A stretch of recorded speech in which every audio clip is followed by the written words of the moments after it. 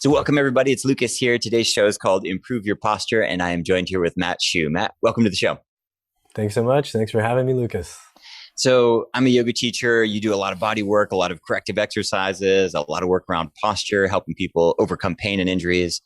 And inevitably, people, at least in my world, they look in the mirror, they look in profile, and people actually send me photos on social media all the time. They're like, Lucas, my back's terrible. I have hyperlordosis, hyperkyphosis, anterior pelvic, everything's gone to hell. And, sometimes people have some really serious situations. Sometimes people just have the general quirky, I have a bigger nose, you have a smaller nose, I have this. And so how do you help people just think about, but before we get into some things that people can do to improve their posture throughout the day, how do you help people just think about their posture in terms of their unique body? I think it's really important to remember that everybody's body is going to be shaped differently. So I do really encourage people not to get obsessed about making their form match the form of another human being precisely. That said, you can certainly have postural issues. You could be stuck in kyphosis. You could be stuck in anterior tilt.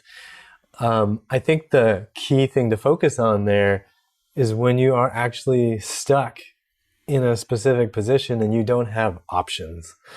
So, people who, complain about hunchback posture, that kyphosis, that rounding of the upper and mid back, that if you can get there and get out of it, it's not really a big issue. Yeah. You have full function. You can do a back bend. You can do all these things. It's not that big a deal.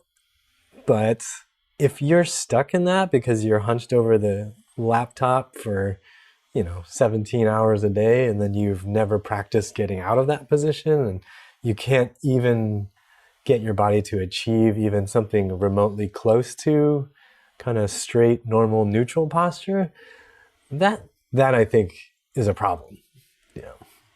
So all kinds of different factors can throw people off. Obviously, there's the congenital stuff, but a lot of stuff that people are dealing with is not. It's lifestyle, right? And so I have friends and colleagues who, for better or worse, wore heeled shoes for 12 years of their life. I have a number of friends who work in the service industry, students, flight staff, hairstylists, new mothers, they do like 3 babies in a row and they're carrying kids for a long time. And I guess this stuff is easier to see in a yoga room because we'll put people in a downward facing dog, especially you start off talking about kyphosis, but you see that limited range in terms of thoracic extension. You see pretty quickly, and for a lot of these students, they're a little bit freaked out because they go from being sort of a healthy, normal-ish, let's say 27-year-old woman to suddenly being 34 with 3 kids, and they can't do a wheel pose anymore. And they're starting to see their shoulders do this. And the feedback that I often get from people is, I'm starting to look like my grandmother. I'm super worried. What can I do? And I mean, all things considered, I'm less worried about the aesthetic thing because all of us, let's face it, we're getting older and uglier as that's where we're going. That is the trajectory. But from a functional perspective, that's interesting to me because when I'm old and ugly, I'd still like to be able to, use my body and help students to move their body. 100%. So how do you help people think about this when they kind of have this? I wouldn't even call it like a midlife crisis. It's just like whoa, I've been wearing heels for 10 years in this office job that I just quit. Now I'm working from home, not wearing heels at all. Like maybe I can do something or I've been, working as flight staff for 8 years and I realize, can't interlace my hands behind my back and, like real loss of range. That's a little bit confronting for people. Yeah. So it's really interesting to see. What I've noticed for myself and really for a lot of people is that we were often more seduced by theories that absolve us of responsibility. So it's really easy when you start seeing something like that example you gave, like, oh, I can't reach behind my back. I can't bring my hands behind my back anymore. No. A lot of times people will default to the catastrophic interpretation of this. They'll think like, oh my God, I must have like shoulder arthritis and I probably need to have my shoulders replaced and, or it's the knee, whatever, my knee is I'm 50 and my knee must need to just be chopped out of my body because that's the only explanation. It can't be because I haven't been practicing these motions, right? So what I try to bring people back to is the way your body moves or doesn't move is a product of what your muscles can and cannot do. And what your muscles can and cannot do is determined entirely by what you are asking your muscles to do on a regular basis. It's really hard, I think, for people in a sedentary world to see that cause and effect relationship because most of the time they're not using muscles, right? I mean, they're using the same 7, So Sure. Or like barely using a couple, right? Yeah. So I try to bring people back to, look, your bones are not the things that move you. It's the muscles that are positioning the bones. If you can train the muscles, retrain them to do the things you used to be able to do, you're going to be in great shape. It's just going to take longer than you want it to. More often than not, right? I'm sure you've seen it. Yeah. It takes weeks, months, sometimes years to regain some of the range of motion that you might have lost because you've been sitting nonstop, or you've been doing the same thing over and over and you've never reached behind your back or you've never reached overhead. Like, I think one of the realizations I had when I was in my mid-20s was I had all kinds of issues, but one of the things I noticed as I was going through my process was I almost never had my hands up over my head. Yeah. And the way I noticed this most was when there was one night I went to a park near my apartment and I went to hang on some monkey bars, remembering what it was like when I was a kid. And when I hung on the monkey bars, it was like my arms were going to rip out. I mean, absolutely felt like they were going to rip out. And I was like, what? And I started to notice, when's the last time I even had my hands up? It's such a weird thing to do in public as an adult, even in private as an adult. When do I do that, right? Totally. So it's this process for people of recognizing what motions are missing in your life. And for a lot of us, it's a lot of motions. And then it's about bringing them back in. Right? So let's just drill down with like a practical example. Let's say like the mid-30s mom of 3, breastfed a few kids, been just, doing what parents do is just, you just keep the wheels on the bus until suddenly you realize like, whoa, I put on some weight or I'm not in shape or, and kind of have this moment where the kids can, I don't know, they can go to the toilet by themselves and you start to actually have a moment to think about things. Really, really common scenario for a lot of students. What is the role of like a manual therapist, passive therapist, and the role of self-care? And how do people find a balance? Because I find that people usually go all in with one or the other, meaning they just get a gym membership and they're like, I'm going to fix this come hell or high water. Or they just like pay a chiropractor a gajillion dollars and just get cracked and racked and, but both of them seem to be a little bit short-sighted because, we all do well with guidance. How do you, since you kind of live in both worlds, how do you help people think about therapy, manual therapy, passive therapy, and then kind of active self-care stuff for somebody who wants to fix something like that, like a very, very, very, very visible, lack of range, whether it's shoulder flexion or scapular retraction that they've lost from carrying around 3 kids? Yeah, so that's a really good question. I actually wrote a pretty long article about this on my website. It talks about how to, I think if you Google upright health and how to fix tight muscles, it'll come up. And if you just go to the website, you'll find it in the blog area. But basically, passive therapies, I think, are helpful at a certain point and for a certain period of time or for certain specific situations. But I think what you're alluding to is it's not going to solve everything, right? There needs to be a blended approach. And I personally emphasize to people that the active approach, the approach where you are responsible for fixing this problem, is the one that you need to maintain strong focus on and use passive therapies to support you where necessary. So I'll give a personal example. My right shoulder used to be a real pain in the butt. I guess maybe that's a mixed metaphor. My right shoulder just used to be, it used to click. It used to semi-dislocate every now and then.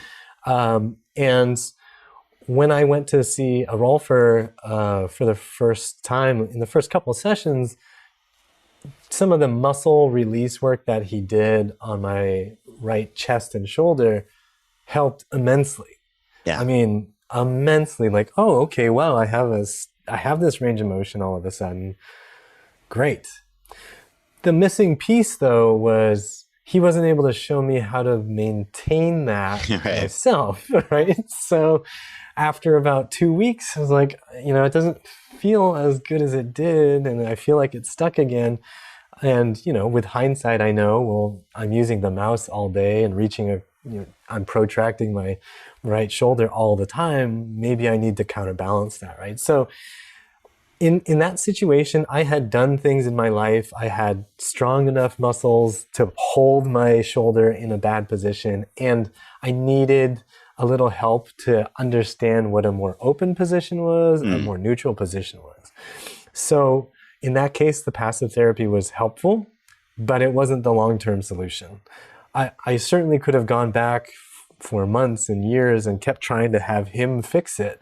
Yeah. But ultimately, the more cost-effective and time-effective solution was to learn how to activate the right muscles on my own to maintain the position now that he'd helped me achieve it.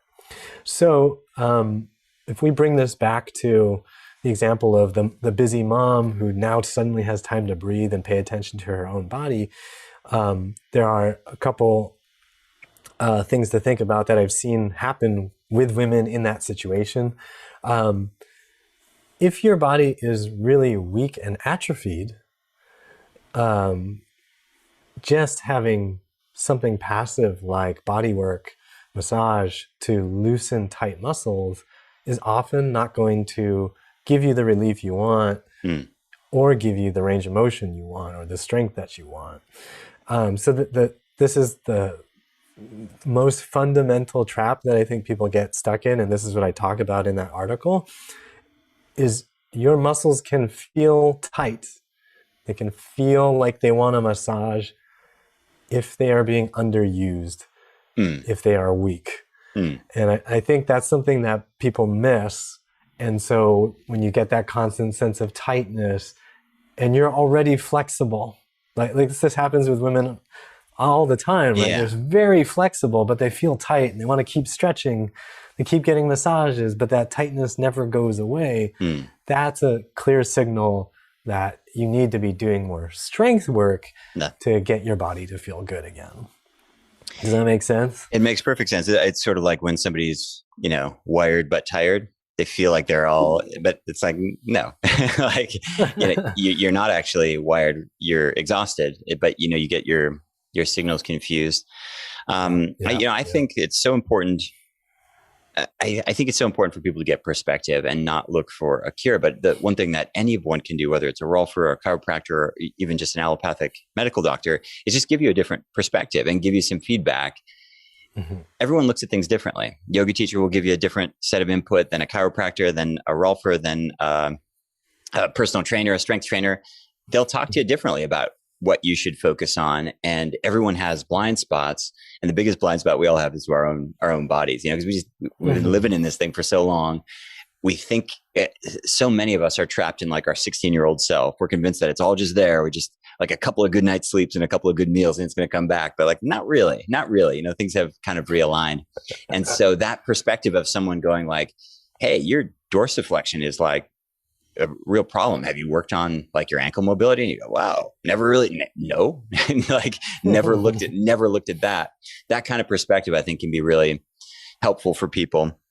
One thing I would add is, when you're seeking out these other perspectives, I think it's really important to maintain a view of your outside help as somebody who is giving you more power to help yourself. I think another trap that people fall into is this person's going to save me. Or, Right. you know, like you run into chiropractors who believe that they can save you Right. all on their own. Yeah. And just, you know, it's just going to take 4 sessions a week for the next 3 months and then ongoing sessions for the rest of your life. You know, like that type of stuff. I always encourage people not to get into situations where they're creating dependence on somebody else's treatment. Ultimately, it is your body, and it's very empowering. It builds your confidence to know that you understand your body and can maintain it and fix it and make it perform better over time, right? That, like, there's nothing better than being able to do that for yourself. Totally. If you were working with, 10 different people working on their posture specifically, thinking about things like, kyphosis and lordosis, maybe the way their pelvis is aligned and footwear and things like this. Of those 10 people, how often would strength resistance training of some type be part of what you would recommend? Of those 10 people? Yeah. 10 of them? Yeah, right. And I think the reason I mention that is because as a yoga guy, I think this is like a real blind spot that yoga people have is like this strength, like you mentioned, a lot of us are just weak, and it might not be everywhere, but like maybe your grip strength is just shite. Yeah. Maybe it's just like you just have zero grip strength. Maybe you've been jogging, you've been keeping up with your cardiovascular health, and your lower body musculature is okay, but like a lot of us are just wasting away. Like life is really easy. It's really, really easy. You have that automatic can opener, it's like, so talk a little bit about that, because that freaks people out, both men and women, just the idea of picking something up, because what they're very worried about is getting hurt. And there's a real risk around that, because, I always say the 2 biggest causes of injury are inactivity and then overactivity. So people either they do nothing, or they do nothing for 10 years and then they go to CrossFit and they do Murph like 3 days in a row. And, and it's just like neither, So how do you help people think about strength training from a way that isn't intimidating, is also a safer option than doing nothing? Yeah. So, first of all, if you're going to start strength training, which you should start very slow, meaning technically slow, like actually do the moving slowly, slow. You can use far less weight if you're going slow, and you will get tired. There's no question you will get tired moving slow with less weight. And over time, you just add a little bit of weight. That's pretty much all you have to do if we want to break it down into its simplest form. I think for the engineers out there, I think it's helpful to just think about like the basic performance standards that you're expecting from your body. Like if you're thinking about, if you had like a piece of wood and you wanted to load something on top of that piece of wood, you'd want it to be, there would be certain characteristics of that wood, right? That wood can handle however much weight without breaking. If you think about your body, you can make your body handle more if you're just gradually exposing it to a little more load. So a piece of wood, unfortunately, it has fixed characteristics. You put too much on it, snap, it's broken. For your body, you can say, maybe if I can lift 5 pounds a day, you can gradually boost your maximum lift up if you just keep going a little bit higher, but not exceeding your maximum, right? So as long as you don't snap something, you don't snap your body, you're good. Yeah. So maybe you end up starting with 5 pounds and you do that for a month. And then the next month you say, maybe I'll go to 7 pounds. It will work. There's no question your body will get stronger.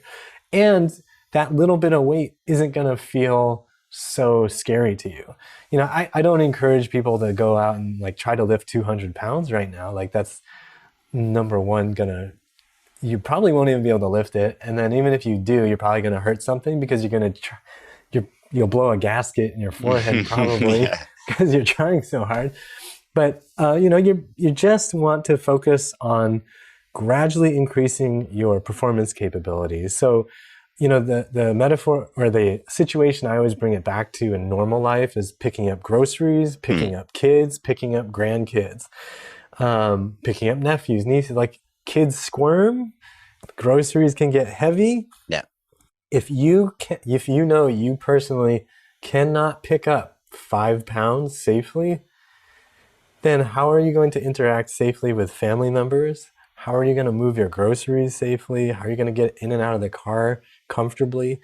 Those are all things that I think as we age, they seem more challenging, and we'll often chalk that up to like, well, now I'm 40 and I guess at 40 the wheels fall off and I'm not able to pick up 2 cans of corn anymore because that's just how it is when you're 40. But really the reality is you may not get back to your 16-year-old self, but you can at least move in that direction. You can at least expect to be able to get up off the floor without your hands. You should be able to get in and out of your car, get on a bicycle, run 100 yards, like just setting those basic expectations for yourself and then training the muscles that help you achieve that will literally change your life.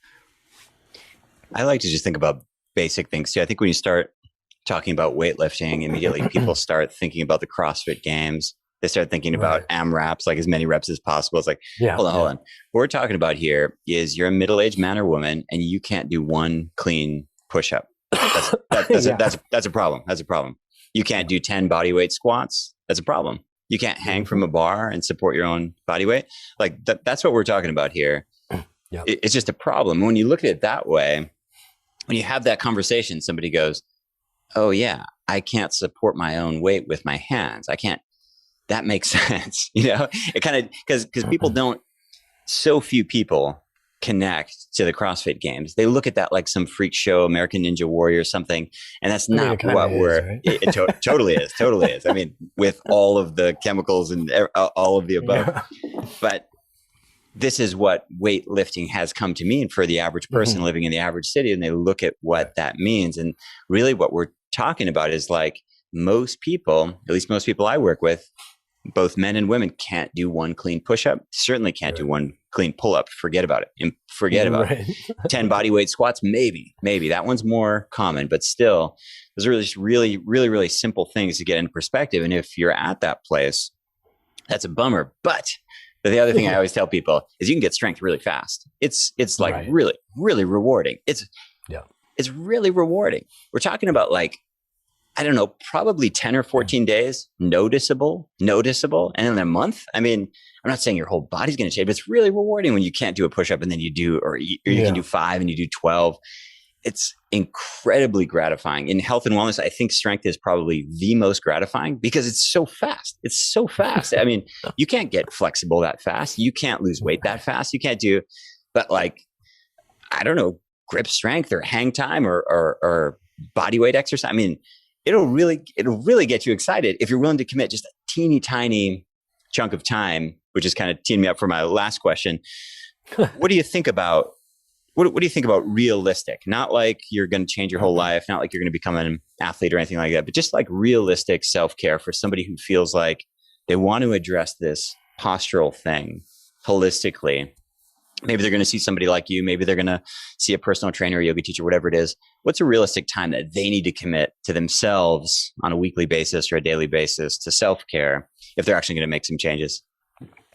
I think at a bare minimum, probably about, 20 minutes, 4 times a week, you can probably make some changes. Something, You're not going to have a whatever beach body, bikini body in that period of time. But, most people are starting at 0 minutes a week. Yep. So if it's you all add, up. It's all up from there. And, just find some basic things you can throw in. I think also, throughout the day, just throwing in little movement breaks is really important.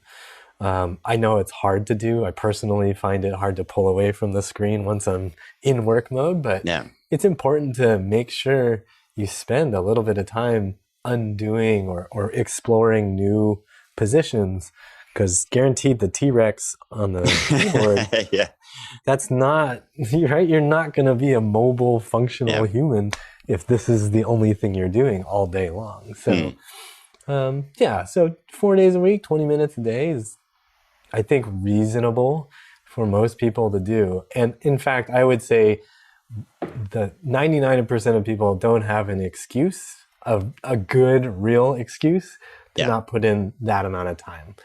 I just read the other day, it was some like mind-blowing statistic that the average person spends like 4 hours a day on their phone. That's not necessary. There's at least 3 hours of that's not necessary. You can reclaim plenty of time for your body and your health. You can get 20 minutes a day. It's available. Just put your phone in the drawer and lock the drawer.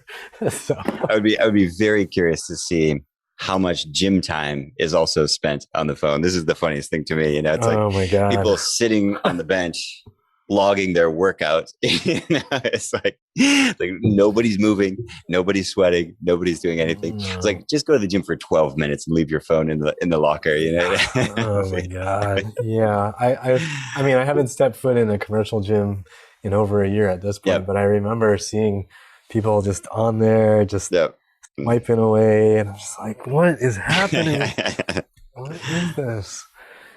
Yeah. That's a great conversation. I know people will want to check out, you have a lot of high quality educational content online and stuff. Tell people where to find you, your website and your social accounts. Sure. Yeah. So uprighthealth.com is my website. So upright as in vertical, Upright Health. And on YouTube, if you search for Upright Health, you will find the channel Upright Health across Facebook and Instagram. But most of our content is right there on YouTube. You'll find some podcasts also. I haven't updated in a long time, but they're also on Spotify and all those other spots. Also, I recently put out a free home mobility program that you can get on Boost Camp, which is super cool. So it's a home fitness app that you can check out. Everything is free. It's not a crazy ad-driven, whatever annoying thing that hits you with ads every time. So it's a really great project. The program is designed to help you hit places that are stiff on a lot of us. So check that out, totally free program. And I loved working on it. I think it'll help a lot of people. Great information. Thanks so much, Matt. Let's keep in touch and we'll talk to you soon. If you ask any yoga studio owner what their biggest challenge is, it always inevitably will be hiring and retaining high-quality teachers. How could this be? It seems like there are yoga teachers on every corner.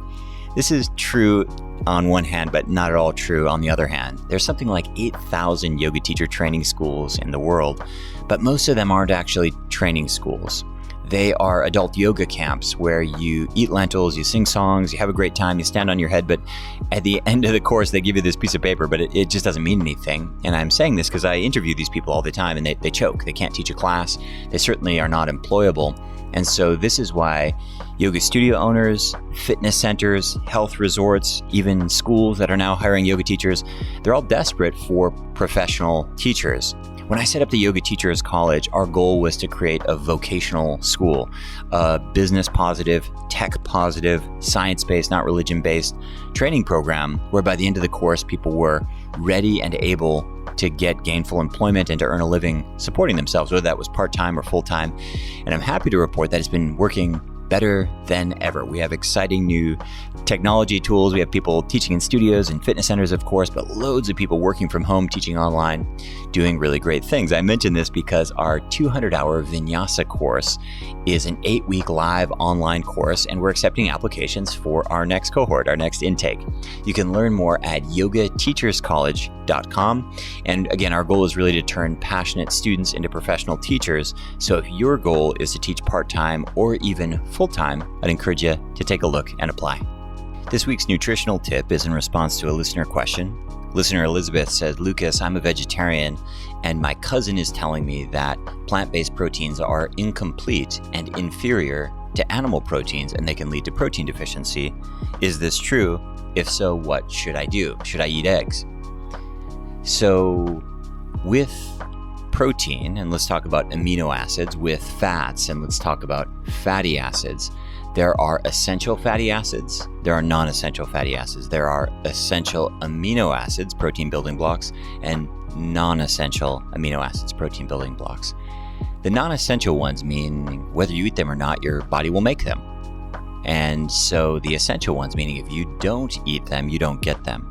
When we're chatting about essential amino acids, there's 9 of them, basically. Things like isoleucine, leucine, lysine, methionine, tryptophan. There's a whole bunch of these essential amino acids. They are abundant in animal foods, and of course they're abundant in the plant-based world as well too. But many plants don't have all of these amino acids at one time. And there was quite a very, very popular book called Diet for a Small Planet, and it was written by an author named Francis Lapa. And it was a very, very important book in the vegetarian movement decades and decades ago. I think it was in the 70s, if I'm not remembering incorrectly. And in the book, the author presented this idea of incomplete versus complete proteins, and the author was attempting to educate vegetarians on how to eat, and accidentally the author ended up creating this myth that plant protein is inferior that lasts all the way till today. These kinds of pop culture myths, once they're in the zeitgeist, they're very difficult to unwind, and I don't think this one will ever be unraveled. People all the time talk about incomplete protein. The reality is your body is very sophisticated. Your digestion is very sophisticated. You don't need to eat a complete protein at every meal. You just need to, over the course of a day or even over the course of a week, take in all those different amino acids and you will be fine. True protein deficiency in developed countries is pretty much non-existent. Now, that's the first thing. So this idea of complete versus incomplete, plant protein being bad, animal protein being good, this is, again, all based on this decades-old, confusing, accidental myth created by this book, Diet for a Small Planet. You can absolutely get all of your essential amino acids from plants. You can certainly get them a lot easier from animals. So that's the first thing is, that's where that comes from. And this will probably never leave pop health culture, but that's where it comes from. In terms of how to think about it, I think there is an argument to be made that there are advantages to animal protein. At the very least, the simplicity of the availability in terms of nutritional density. So let's take an example of a fish fillet. A fillet of fish, let's say that it's 6 ounces, 8 ounces, something like that. That has a tremendous amount of protein compared to something like a lentil, which of course lentils have quite a bit of protein, but you have to eat hundreds of grams of them to get an equivalent in terms of protein, and that comes packed with a whole bunch of starch. There might be a time when you want all that starch, but many people don't want the starch. There are advantages to plant-based proteins. They come with a whole bunch of fiber. They come with a lot of antioxidants, a lot of vitamins and micronutrients and plant enzymes and interesting things. There are disadvantages to plant proteins. They come usually wrapped in starch. Sometimes they come wrapped with non-digestible sugars like oligosaccharides that come in beans and lectins and other kinds of things that can be challenging. There are advantages to animal-based proteins. They're very convenient. They're very nutritionally dense. They're very bioavailable. They are complete by themselves.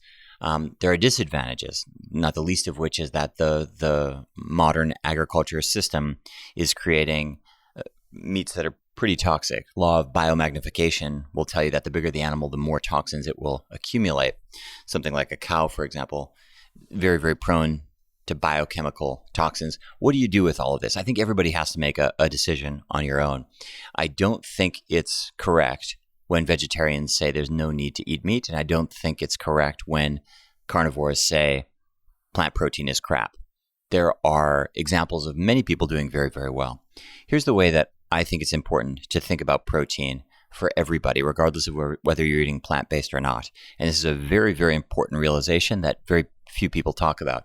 Protein is the most satiating of the macronutrients, meaning if you have a high protein snack, if you have a protein shake, if you have a heavy protein meal, you will feel full much more so than whatever other kind of food you will eat. It will curb your hunger. It will beat cravings. It will affect your insulin levels negligibly. In most cases, it's possible to eat too much protein. But for that reason, protein is very interesting.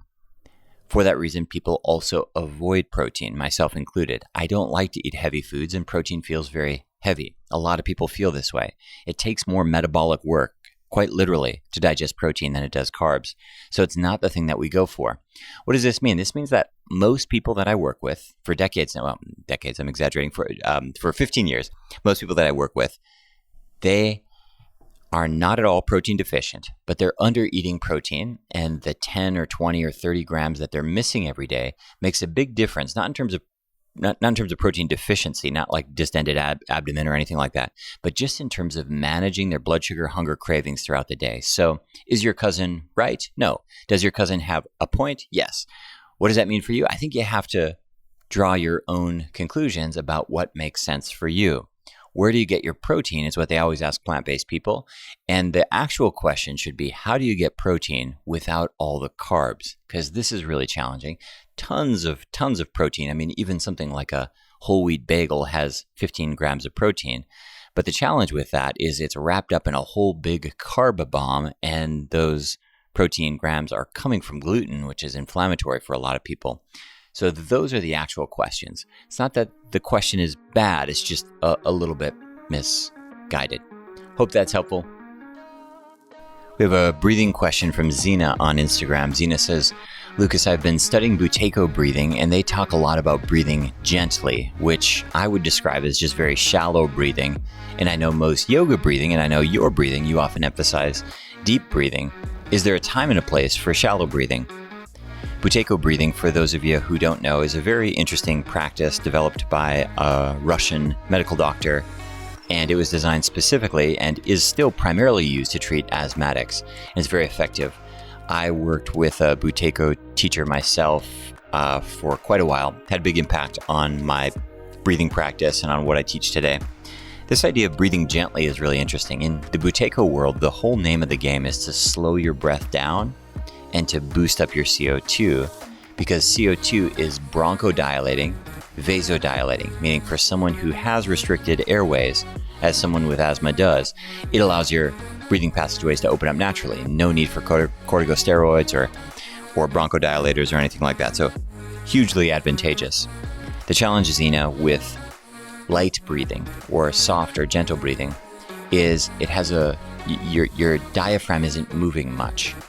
And full diaphragmatic breathing has some very interesting effects on your nervous system. Now, there's a time and a place for everything, but full diaphragmatic breathing, your diaphragm actually squishes and then releases against your heart, which promotes heart rate variability. Your diaphragm contraction and relaxation massages your vagus nerve, which is really helpful for downregulation of your stress response and relaxation. I would never say better or worse, and the data and efficacy of Buteyko breathing is really remarkable. I think it's great. It's a very interesting practice.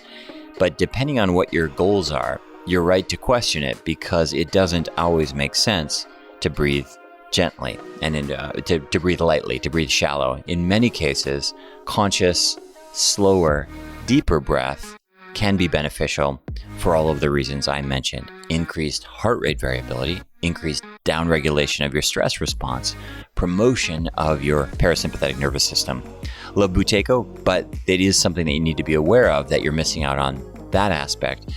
But that doesn't mean you shouldn't do it, probably just to choose your practices according to what your desired outcome is. Thanks for listening to The Lucas Rockwood Show. If you enjoy the podcast, I have two asks of you. Number one, share the show on social media with your friends and tag me. My handle is @LucasRockwood. Number two is please leave a rating and review in whatever app you're listening on. And last but not least, before you go, if you'd like to be on my mailing list, every week I send out information about the podcast, behind the scenes stuff, announcements of online classes and special events. I email about once a week. You can do that at yogabody.com/sign me up. And right now we have a free breathing worksheet on that page as well. It's yogabody.com/sign me up. Thanks so much for listening, and we'll see you next week.